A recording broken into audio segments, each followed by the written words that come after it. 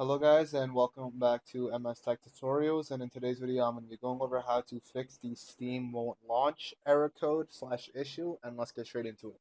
So the first thing I recommend doing is obviously restart your PC. Go ahead and restart your PC and check to see if that fixes the issue. If that does not fix the issue, the second method I recommend doing is go over to Steam, right click on Steam, click on Properties, and then go over to Compatibility. Now I want you guys to check two boxes. Run this program in compatibility mode for Windows 8, and then run this program as an administrator. Once you go and check those two boxes, hit apply and then hit OK, and then X out, and then go in and open up Steam. For some reason, if that does not work as well, the final method I recommend doing is open up Task Manager, and you can do that by clicking on Control, Shift, and Escape at the same time.